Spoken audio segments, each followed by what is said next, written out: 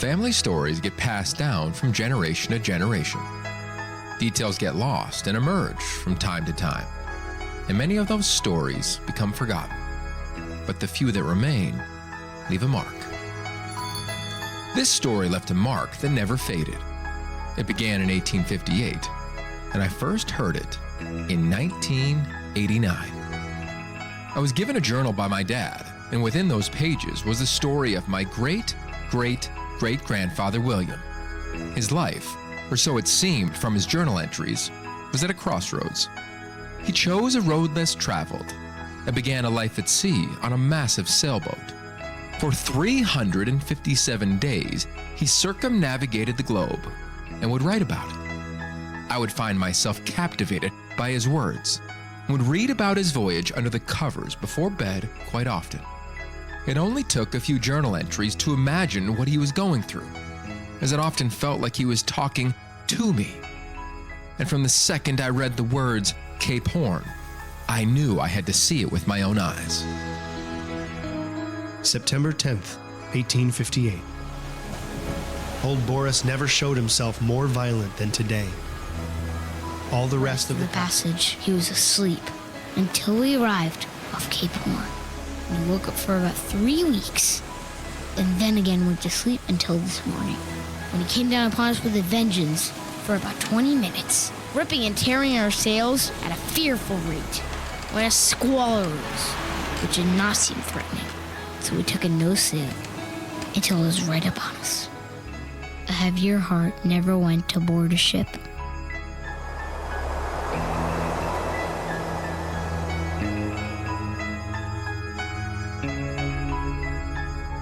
I'm doing it because of the tie.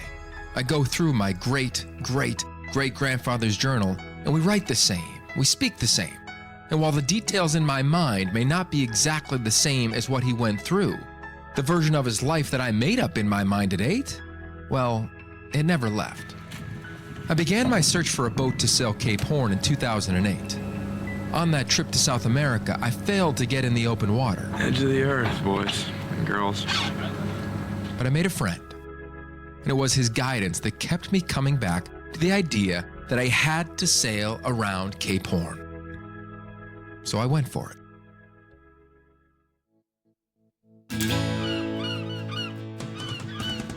So to get to the boat that would sail around Cape Horn, we had to first fly to Ushuaia, Argentina.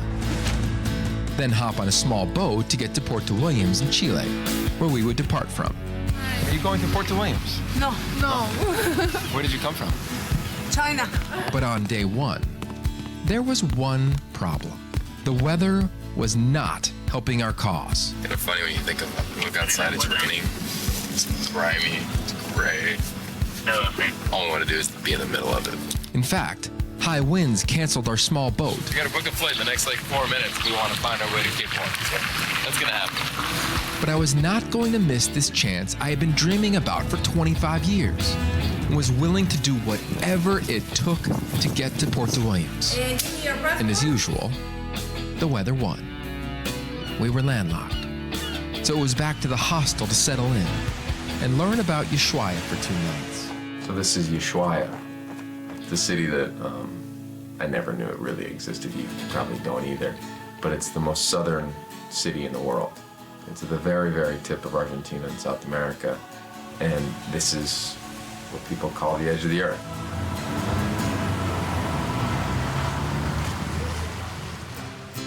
You may be asking, who is this guy? Well, my name is Yogi Roth, and I'm a seeker. I've been on a search for adventure my entire life. It began as an athlete, seeking touchdowns, and transformed into seeking great stories on the road, at football games, and on TV sets. I didn't know it as a kid, but traveling would become a part of my soul. We never really went anywhere as a family because we didn't have the means to travel internationally. But our parents were genius. They would bring the world to us. Each summer, I would give up my room, and a foreign exchange student would move into it. So while we never went to Africa, Israel, Germany, or Asia, it, in a roundabout way, came to us. It was there, in an international home in the country town of Dalton, Pennsylvania, population 2,500, was where my thirst to explore began. And once I got a taste, I was hooked. It's interesting. My first time at a hostel. It's my first time being in another country completely by myself. And it's exciting, it's exhilarating, it's terrifying. But I must say that this is a cool feeling. Meet Tyler, filmmaker extraordinaire. I heard about him a few months before I was set to take off. I knew his skill set was exactly what we needed. He was young, creative, and fearless. But he also had never left the US before, which ended up being the best part. First instinct was no-brainer. Let's do it. Let's go on a trip. Let's go on an adventure. Let's go see the world. Let's go do something fun. And it's weird, when it sank in really what I was doing, I did have this kind of overwhelming fear and sensation that, you know, I'm going on this trip where I'm traveling by myself to get there, which I've never done before, and was a whole new experience for me, and just totally has gotten me out of my shell just in the few days that, you know, we've started this trip. It's an adventure, and that's probably the thing I'm most excited for.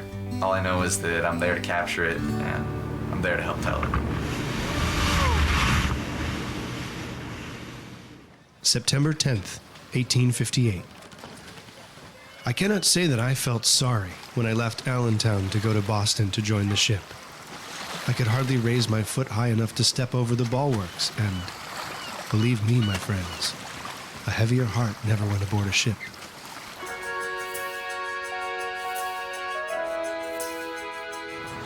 What is that? You can feel it. Go ahead. This is for you. Come here at 9:15 and go to the passenger control and go to the immigration. Okay? Can we leave our bag? Yes. Okay. All right, got it. We made it. We're going on the boat. We're going on the boat. Let's go. This is Ushuaia, our home. It's beautiful, colorful, green, lush, snow. Home base. And then we're gonna go there. And that's just the channel to the ocean, man. I came down 7 years ago to visit this region of the world, and I met a guy named Ben. And Ben is from Southern California, met an Argentine woman, started a family, started a new life down here, and he's a seaman. And he started sailing around Cape Horn. And I remember one night I was at his place, and I said, "Do you think that you're born to sail Cape Horn?" And I swear he stares right back at me. For maybe the first time, he looked me directly in the eye. He said, "Yogi, my son, you were born to sail Cape Horn." I think a big part of this trip is fulfilling something I set out to do at 8, but also hopefully providing some sort of nudge, push, tap to somebody out there who's trying to live their life without limits. About to get our way over to Port Williams, where our boat awaits. So it's about a 3.5 hour journey by boat, by bus. Almost there. Oh, and by the way, probably gonna be wearing the same thing every day. So the way you can know it's a different day, it's gonna be by this guy. She's filling in. Nice.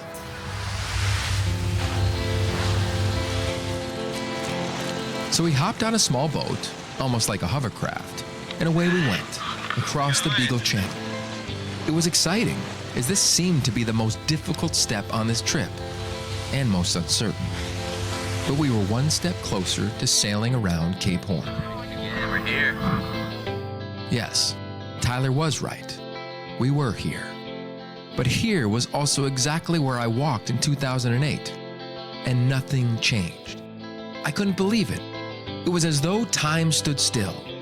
For the past 7 years, this town remained the same. The roads, stores, even the crisp cold. Above all that was the feat that remained on the forefront of my mind, and I couldn't help but think about the year 1858. I wonder if my great-great-great-grandfather had walked down the same road. When I was in New York and found my purse reduced to that low ebb that it was scarcely sufficient to defray my expenses another week, and every effort of gaining a livelihood ashore was frustrated, I had but one alternative, and that was the sea. And before we walked onto our boat to attempt this dream of mine, I remembered what Ben told me about what it takes to sail the most dangerous sea on earth. To be able to sail around the Cape takes a person that has a lot of self-confidence, and also has to be somewhat on the brave side. They can be cowards. Everybody that I've ever met that's gone around there that really enjoyed it were valiant souls. I recall reading an excerpt from my great-great-great-grandfather's journal. When I landed on deck, I felt as though I was actuated by a new feeling. The familiar makes, which were uttered by the crew, and the activity of everybody, seemed to enliven my spirits, and that homesick feeling gradually fled, for I now felt myself to be under that constraint which often enables a person to overcome difficulties, which by choice would seem impossible. My name's Tom Bastable. I'm from Britain, and I work on Santa Maria as a skipper. Most people want to sail around Cape Horn because it's kind of like, it's Cape Horn, man, you know, and it's kind of all about showing how much you are, man, you know. And the idea of doing it because it's a continuation of a story, man, it really kind of appeals to me, you know. It seems more real, man, you know. And it's not about how manly you are, man, or anything like this, man, you know. It's kind of it's a dream, man, you know. Tomorrow we'll have a look at the forecast, and hopefully if the weather's okay, we can come down here. And then from Glacier Martial, we wait until the weather's good, and then go around Cape Horn. And now we go straight back to Glacier Martial, so we come all the way back up. That's the kind of the rough plan. Outside we have the life jackets. I clip on the both buckets. I am Axel Dumas. I am from France, from Paris. And now I am working in Santa Maria. When I was 14, I came in a sailing school and I fell in love with sailing. T'as ton passeport? Ouais, tu veux dans la poche? J'ai besoin. Coming on this trip with us? Yes, I do. You coming with? Oh, yeah. All right, man. Yeah. Last minute? Yeah. Yeah? More than last minute. Yeah. Last second. What made Freddie so interesting was that his choice to join the crew was based solely on instinct, and his instinct wanted to go on an adventure. Little did we know that he was with us each step of the way prior to stepping onto the boat. So my name is Freddie. In French, it's Pierre-Frédéric Foncanel. I'm sailing because I always loved sailing. When I was younger, I used to sail with my uncle on the lake, the different lakes of Switzerland. And then I had some opportunities to sail in different places around the world, like on the ocean. And I always loved it.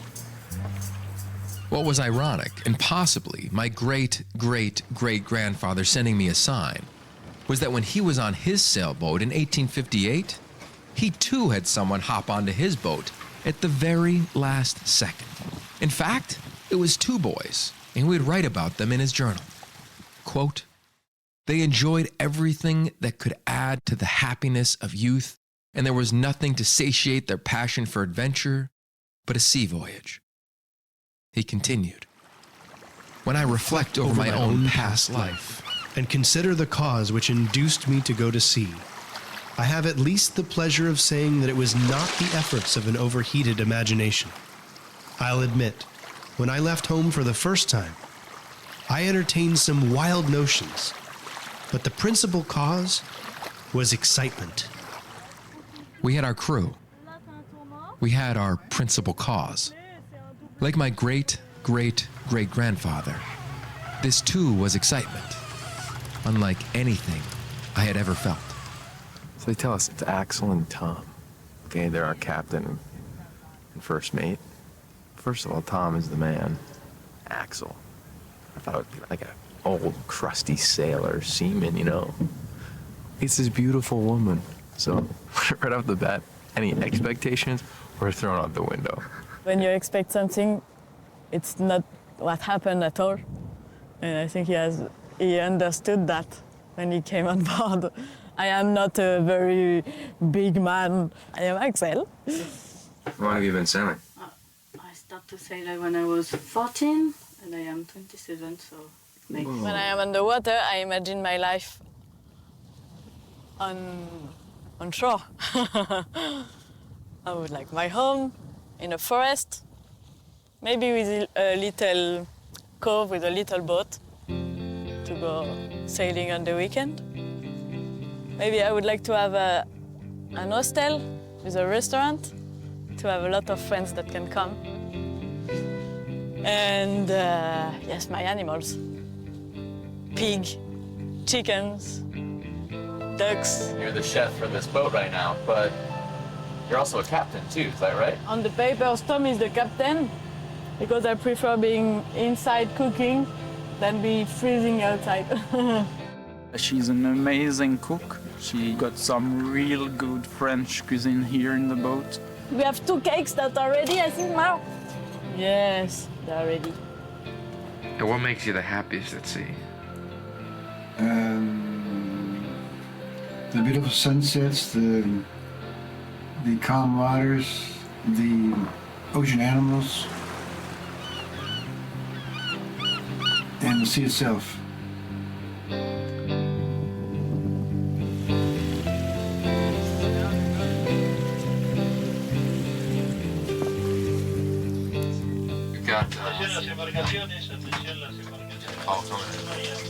Some corn and some corn leaves, fresh tomatoes, bread, lettuce, beer, wine. What else can be? It's good people.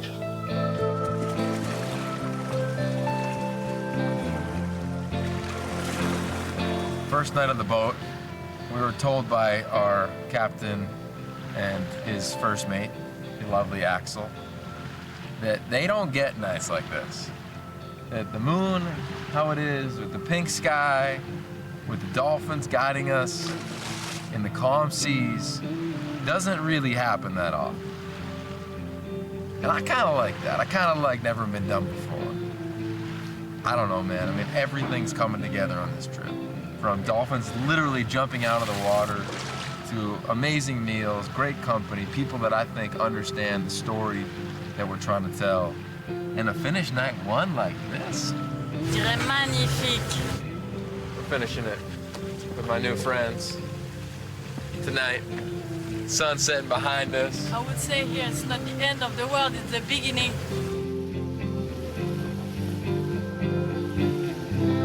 Okay, so we are in Puerto Toro, which is here. So the idea tomorrow, if it's still good weather, is to come down through here, see the video, and across this bit. And this bit's the worst bit, if you like.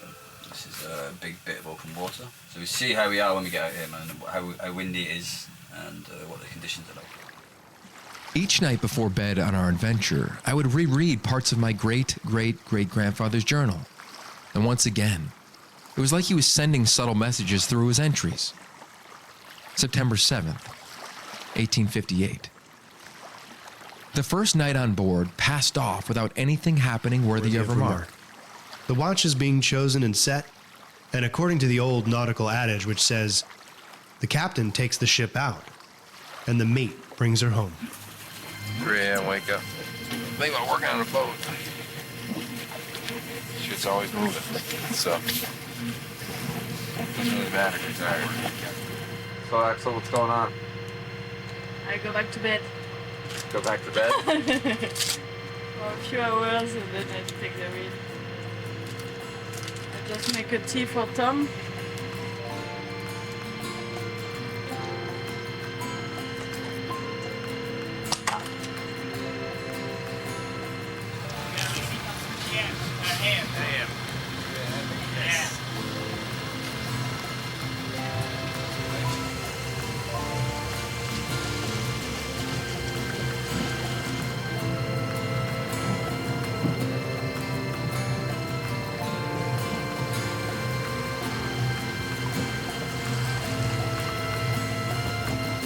The first morning dawned upon us with all the monotony of a sea life.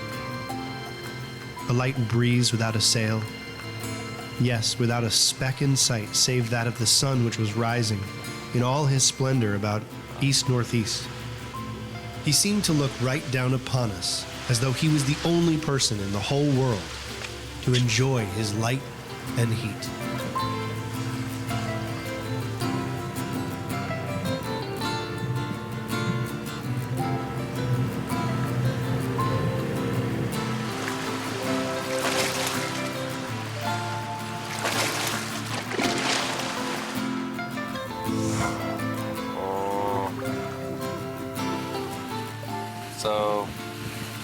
Everyone's asleep right now except for Axel. She's driving us, getting us to our next destination. It's almost 10 o'clock now, so got 2 hours of sleep, been up for 7 hours. Probably want to take a quick power nap and get back to it. She calls herself Santa Maria. She's a brunette. Oh, I like to see her. When I go around the Cape, I'm scared almost the whole trip because I know I can get into trouble any time. From bad weather, it could be very calm, and all of a sudden, when it comes up what they call willy wah, which comes up to about 100 miles an hour, very fast, and that could just catch you off guard, and you could be in trouble anytime. So I'm on my toes the whole trip.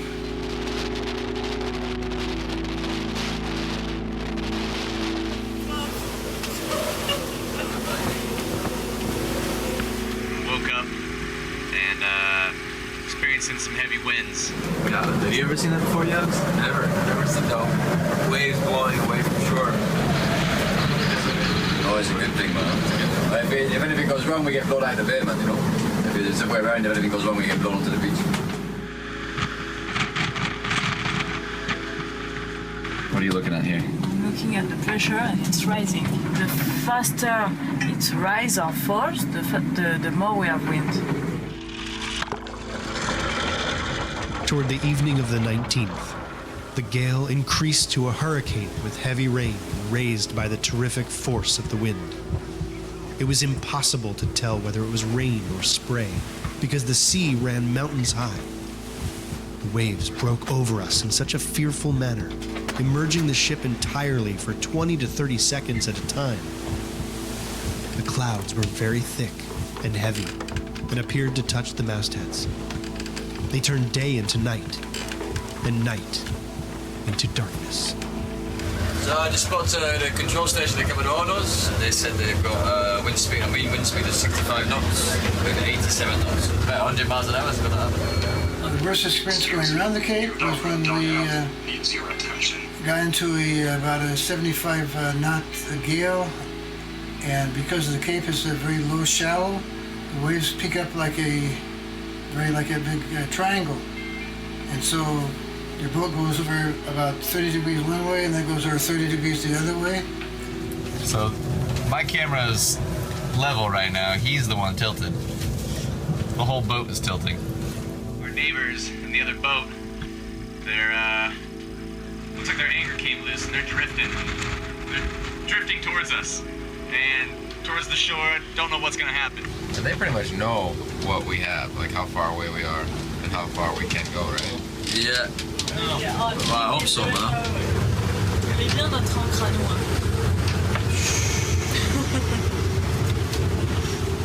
What did you just say? She said the anchor's good. Our anchor's good, she said.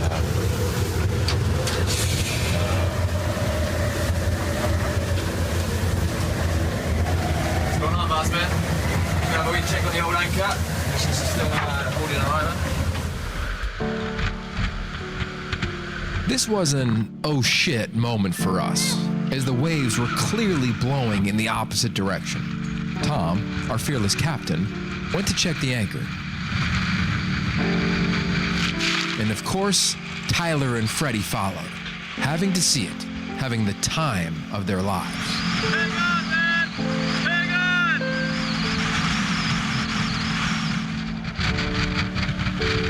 You know, I've been doing this for 10 years now. And there's always a feel on every trip, like, holy shit, let's go! And so I love watching, like, young travelers do that. Like Ty do it, or Freddie do it, run to the front, get fired up. Like, because when that captures you as an explorer, they're not going to stop. Because it's a taste, and once you get it, it's over. For me, it's a totally different feeling on this. There's a real calm sense of being present. I don't know what it is, but I know that this gnarly storm is exactly where we're supposed to be, and it's the calmest feeling of all time. Because it's so windy and the anchor's not 100% sure, we need to do a watch, so maybe like 2 hours each. So it just stays up here, and That way, if the anchor does let go, we know about it really quickly, man, you know? Rather than waking up half mile that way, man, you know?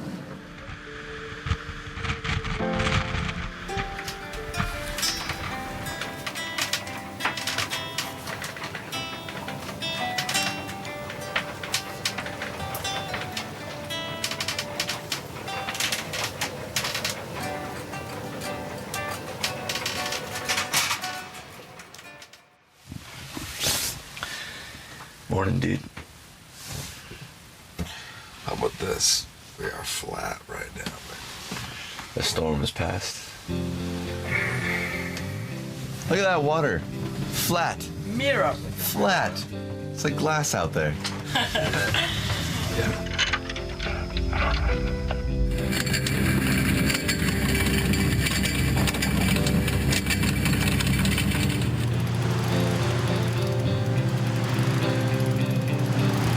It's funny, sailing, I think you have all the time in the world out here, but look, there was zero pressure on that at all. But just getting the sail up, you feel as though there's some pressure. We made it through our first storm, and my mind began to wander. What was William like after his first storm? I can only imagine that he and his crew came together and found a bond, much like the five of us. Truth be told, I almost began to forget about the mission of our journey. Motor's off, and it's just the sails. So much nicer. But you can hear everything. Yeah, you can hear the wildlife. It's just us and the nature.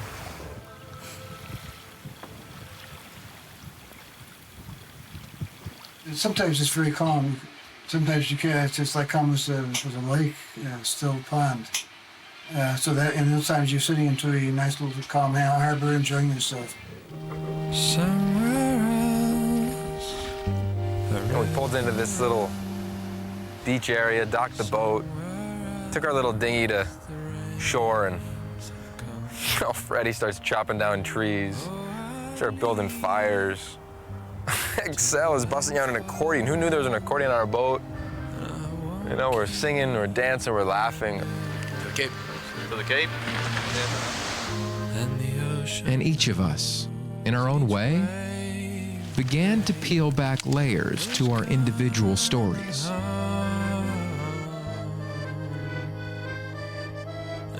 I would like to take my mum sailing before she passed away, man. I think that would have been nice fun. My mum was Janet Crummy. She died about a year and a half ago of cancer. She died of cancer.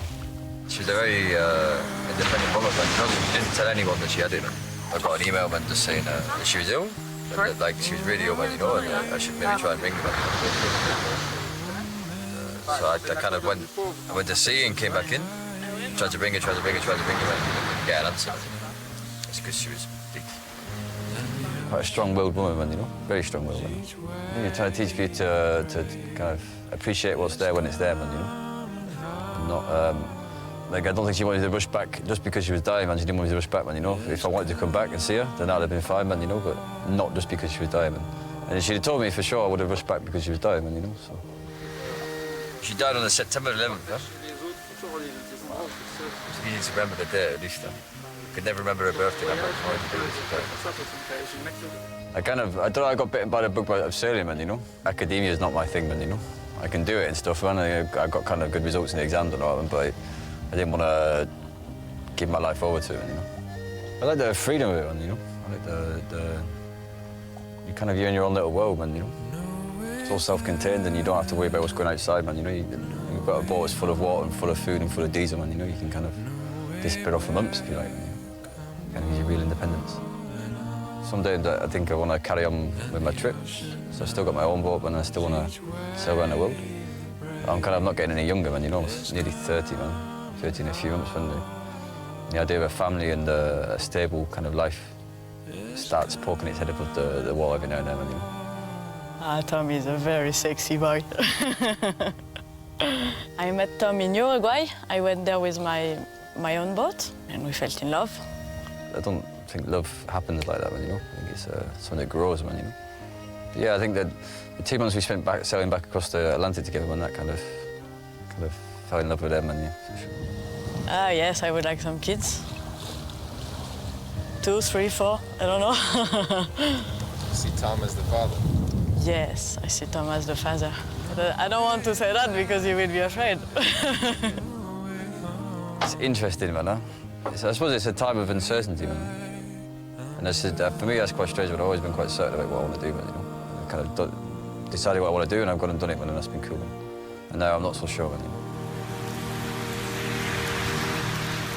Somewhere else the rain is gone. Somewhere else the time to go. And the ocean knows each wave that breaks is coming home. Is coming home.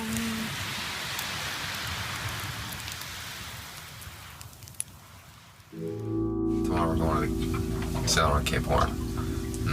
Back in the day, they called it Sailor's Graveyard. Probably still call it that today. But yeah, I've been going through this old journal that has inspired this trip. I've talked about it 1,000 times. But there was this entry that he wrote in February of 1859, and it's February 2014. And I thought it was great. He said, "This is another eventful day in our passage. Old Boris, which is the Greek god of winter, never showed himself more violent than today. Save once on the other side of the land. We had all sails set, and were going along at about 10 knots an hour with the yards nearly square, when a squall arose, which did not seem threatening. So we took a no sail until it was right upon us. In 30 minutes, we were under close reef topsails, but we never got the sails in until the squall was over, so we made sail again. And at 12 o'clock, our latitude was 3330. With liberty almost within our grasp, and I hope nothing will happen to snatch life from us like this ever again."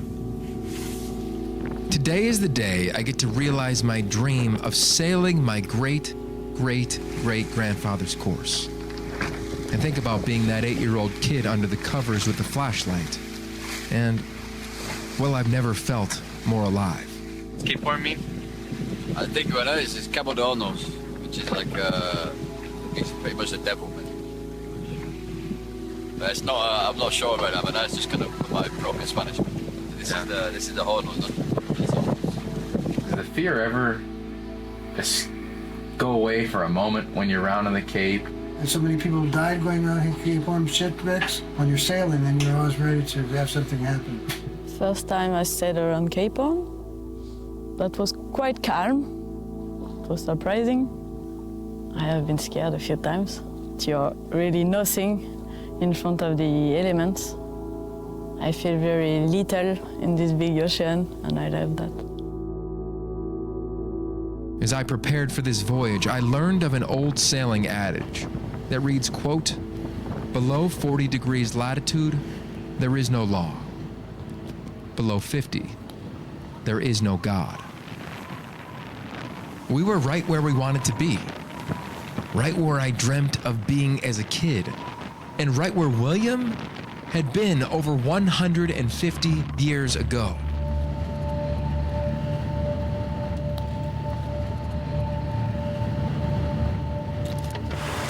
What's that right in front of you right there? Cabo de Hornos, Sailor's Graveyard, Devil's Horns, Devil's Cape, or what we'll call Beautiful, I think. You know, Thomas said he hasn't had the sun one time. Well, we've been saying it all along. We've got another set of hands guiding us, you know? Maybe it's William from 1858.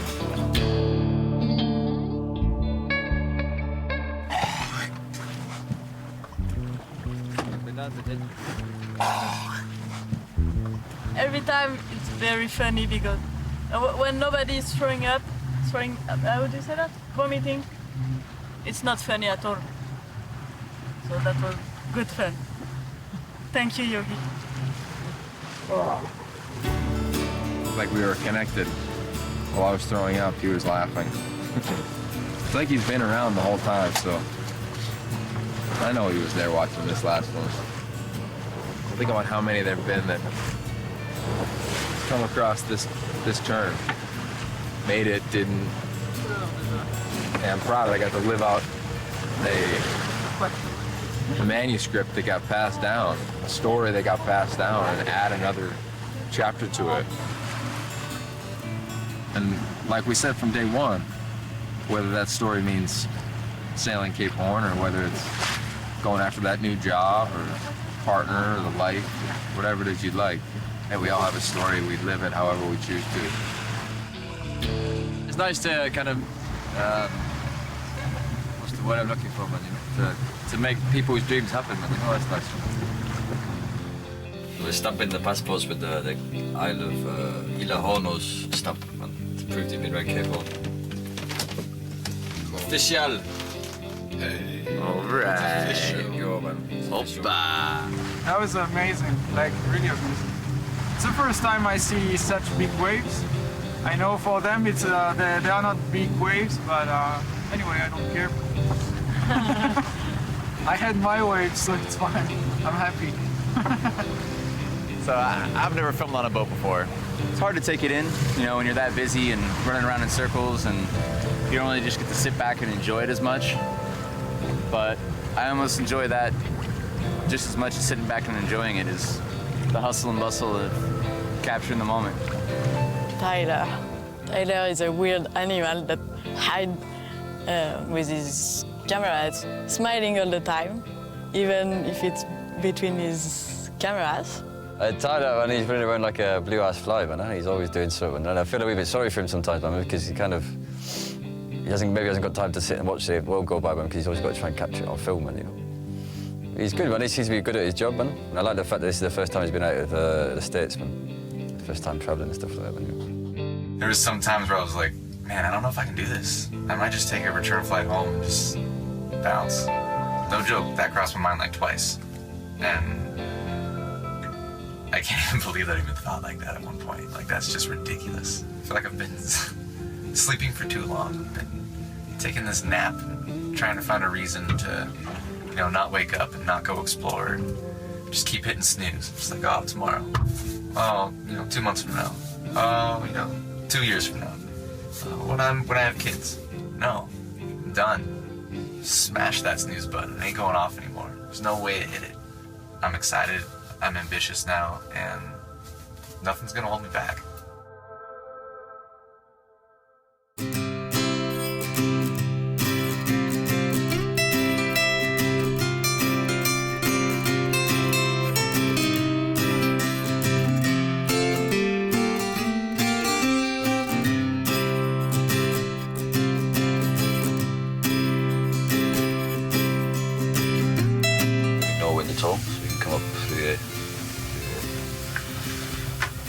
The Williams. 10 o'clock ones, we should be in for like 6 o'clock. Yeah. And we should have the wind like this today, man, so it should be good. So might be a little bit northwest, but even still, we should go to sail it.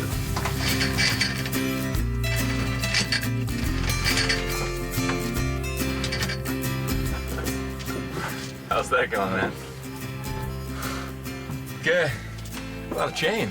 Yeah. You try to like keep it organized when it's coming in, and then it just keeps coming. I hope I did a decent job.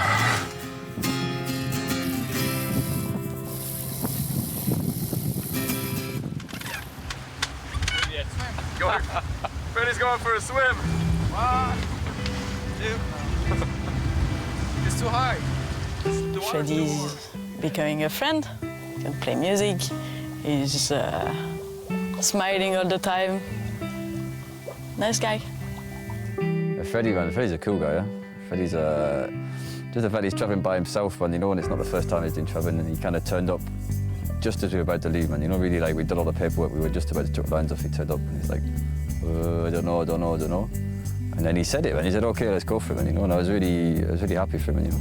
I mean, I don't pretend to be a sailor, but for people who like sailing, you need to go to Cape Horn once in your life. It's like, yeah. It's so incredible. Are you sad that you'll miss your American friends? Yeah, no, I'm really sad. Like, it was It was too cool. It was great. So I'm really sad that it's already over. At least I will be able to text my girlfriend. So this is the positive point.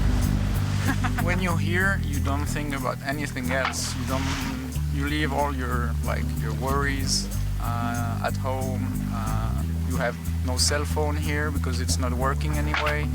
So it's just about living, like the true meaning of the verb to live. I wish I could live every day like this day. There was a cool connection on this trip. And every morning we had these dolphins that would lead our boat. And it was as though, at least for me, that was like a sign from my great-great-great-grandfather that he was along with us.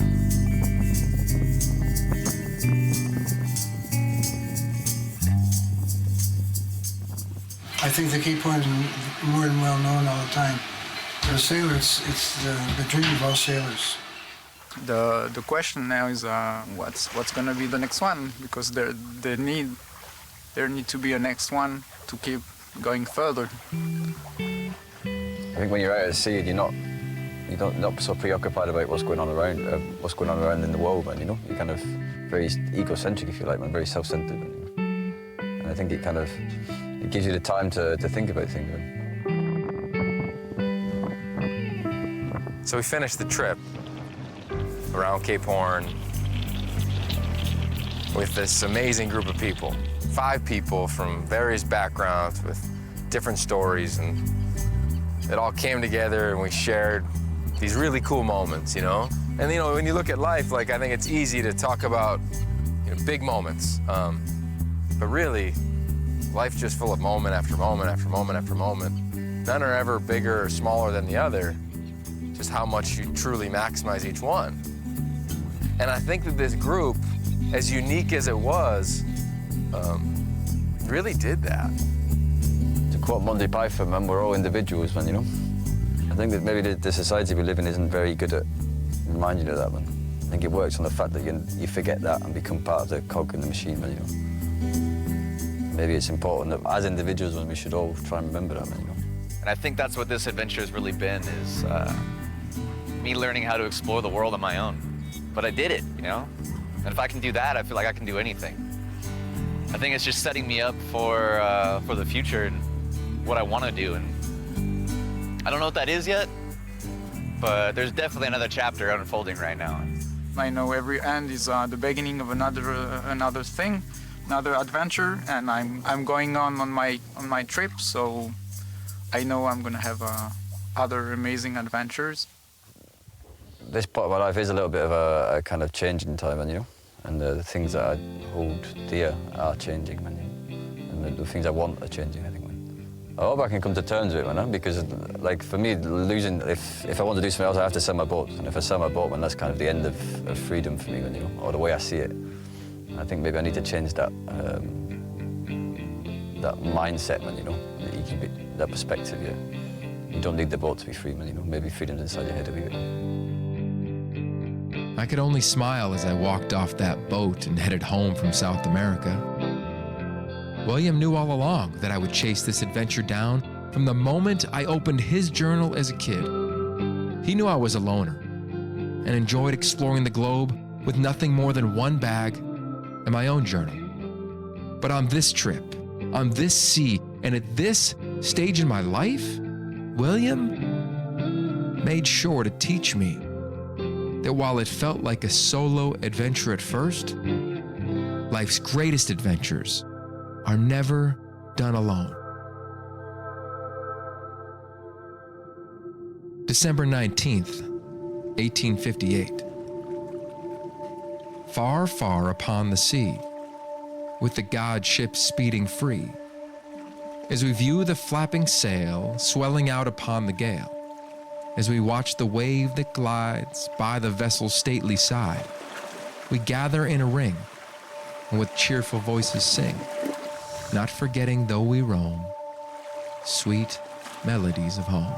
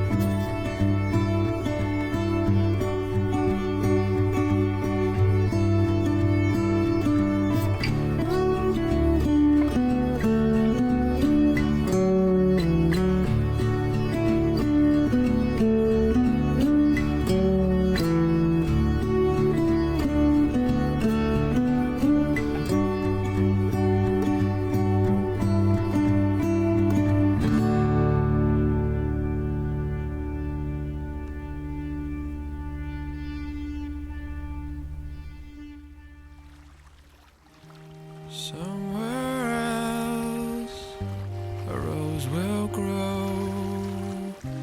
Somewhere else a time to sow.